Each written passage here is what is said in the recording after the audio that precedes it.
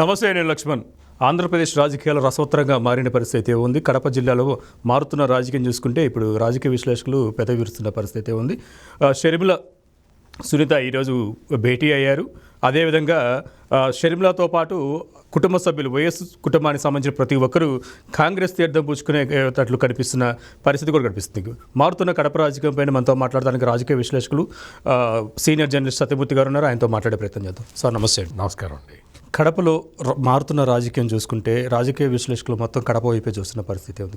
కడపలో వైసీపీకి అయితేనేమో, గతంలో ఉన్న వైఎస్ఆర్కి అయితేనేమో కంచుకోటలాగా ఉన్న కడప ఇప్పుడు కుటుంబ కలహాల నేపథ్యంలో కాంగ్రెస్ వైపు, షర్మిల వైపు వైఎస్ కుటుంబం ప్రయాణిస్తున్నట్టుగా మనకు అనిపిస్తుంది. దీనిపైన మీ విశ్లేషణ చెప్పండి. ఇవి కుటుంబ కలహాలు అని చెప్పటాన్ని నేను ఒప్పుకోనండి. ఎందుకు అంటే ఈ మాట ఎందుకు అనాల్సి వస్తుందంటే, రాజకీయంగా వాళ్ళు ఒక స్టాండ్ తీసుకున్నారు. వీళ్ళందరూ కూడా ఇండివిజువల్స్. వీళ్ళు ఒక స్టాండ్ తీసుకున్నారు. ఇప్పుడు జగన్మోహన్ రెడ్డికి ఆయన చెల్లెలు షర్మిలారెడ్డికి ఆస్తిలో తగాదాలు ఉన్నాయి. అంతవరకు మనకు తెలుసు. అంతవరకే వాళ్ళ వ్యక్తిగతం. ఇప్పుడు జరుగుతున్నవన్నీ పార్టీ డెవలప్మెంట్స్. అంటే కాంగ్రెస్ పార్టీ తరఫున కాంగ్రెస్ పార్టీని బలోపేతం చేయడానికి షర్మిల కొన్ని ప్రయత్నాలు చేస్తున్నది. తన పార్టీని కాపాడుకోవటానికి జగన్మోహన్ రెడ్డి కొన్ని ప్రయత్నాలు చేస్తున్నాడు. ఇది మనం రాజకీయ అంశంగానే చూడాలి తప్ప ఇదేదో కుటుంబాన్ని చేల్చటం, కుటుంబంలో సగం కాంగ్రెస్ వైపు వెళ్ళటం, సగం వైసీపీ వైపు వెళ్ళటం, ఇటువంటివి మనం చెప్పకూడదు అనేది నా ఉద్దేశం. ఎందుకు అంటే ఇది ఎందుకు చెప్తున్నానంటే, ఇప్పుడు వీళ్ళందరూ కూడా చిన్నపిల్లలేం కాదు, మొత్తం రాజకీయ కుటుంబాలు ఇవన్నీ కూడా. వైఎస్ రాజశేఖర రెడ్డి దగ్గర నుంచి అంతా రాజకీయ కుటుంబమే.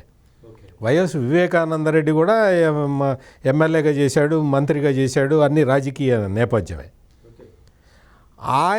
ఆయన కూతురు ఇప్పుడు షర్మిలారెడ్డి. ఆయన మర్డర్ అయిపోయిన తర్వాత, మర్డరు చాలా దారుణంగా ఆయన్ని చంపేసిన తర్వాత సునీత రెడ్డి ఆమె వెతుకుతూ ఉన్నది. న్యాయం జరగాలి, తనకు న్యాయం చేసేవాడు ఎవడా అని వెతుకుతూ ఉన్న పరిస్థితి.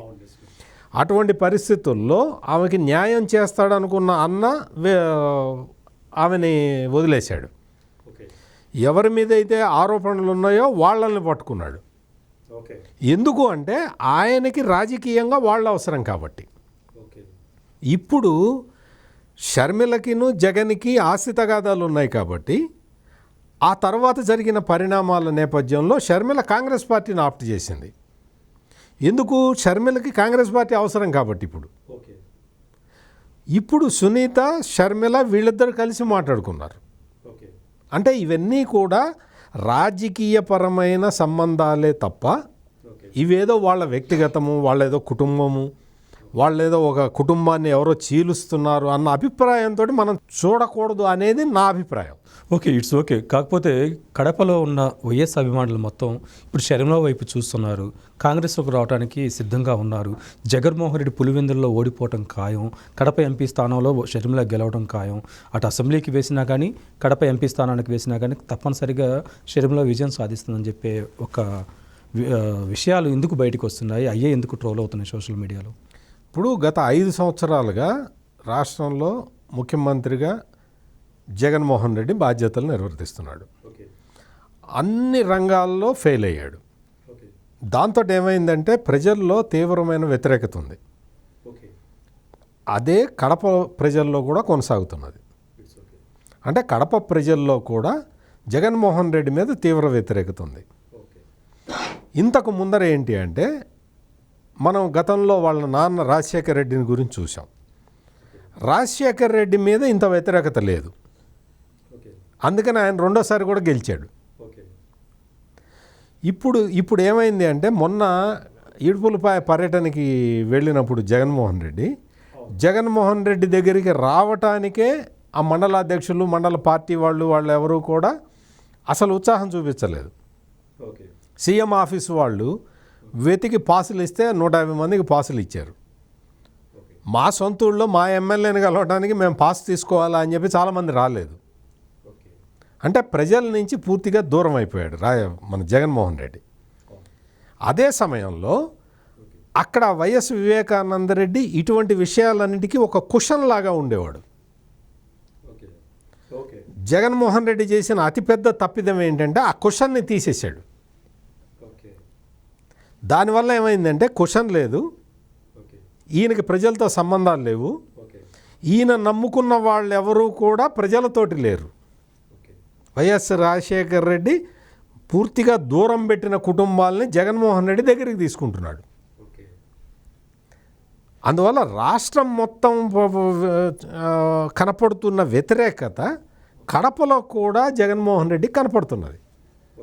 అందువల్ల రాబోయే రోజుల్లో జగన్మోహన్ రెడ్డికి పూర్తి వ్యతిరేక వాతావరణమే ఉమ్మడి కడప జిల్లా మొత్తం ఉన్నది, ఒకచోట కాదు. మనం అంతకు ముందర కూడా చూసాం. పులివెందుల వెళ్ళి పులివెందుల సెంటర్లో చంద్రబాబు నాయుడు మీటింగ్ పెడితే లక్షలాది మంది జనం వచ్చారు. బాబాయ్ గొడ్డల వేటు గురించి చెప్పండి సార్ అని చెప్పి ఒత్తిడి చేసి మరీ చెప్పించుకున్నారు. అంటే బాబాయ్ మర్డర్ అనే అంశం పులివెందుల ప్రజల మీద అంత తీవ్రమైన ప్రభావం చూపిస్తూ ఉన్నది. అంతకుముందు ఏదైతే తెలుగుదేశం నాయకులు ఈ మర్డర్ వెనక ఉన్నారు అని ప్రజలు భావించి అందరూ జగన్మోహన్ రెడ్డి వెనక వెళ్ళిపోతే జగన్మోహన్ రెడ్డి ఆ మర్డర్ వెనక ఉన్నాడన్న అభిప్రాయం ఈ రోజున పులివెందుల మొత్తం స్ప్రెడ్ అయి ఉన్నది.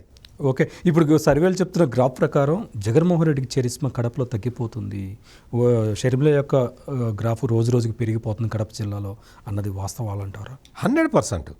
ఎందుకు అంటే షర్మిల ఆమె దగ్గర చాలా చక్కగా మాట్లాడగలదు, తను ఏమనుకుంటున్నదో అది స్పష్టంగా చెప్పగలదు. 24 గంటలు ఆమెకి రాజకీయాలే, అంటే వేరే వ్యాపకాలు లేవు ఆమెకి. Full time politician. ఈ ఆర్థిక సంబంధమైన విషయాలు అటువంటివి షర్మిల పట్టించుకోదు. అంటే వైఎస్ రాజశేఖర్ రెడ్డి ఆయన పూర్తి స్థాయి రాజకీయాల్లో మునిగి ఉంటే ఈ ఆర్థిక సంబంధమైన విషయాలు ఇవన్నీ వాళ్ళ ఆడిటర్లు వాళ్ళు చూసుకునేవాళ్ళు.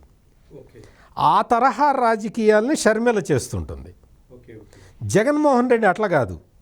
పొద్దున్న లేచిన దగ్గర నుంచి లెక్కలు డొక్కలు ఎంత వచ్చింది ఎంత పోయింది అవన్నీ చూసుకోవటంలో ఆయనకు ప్రయారిటీ ఉంటుంది.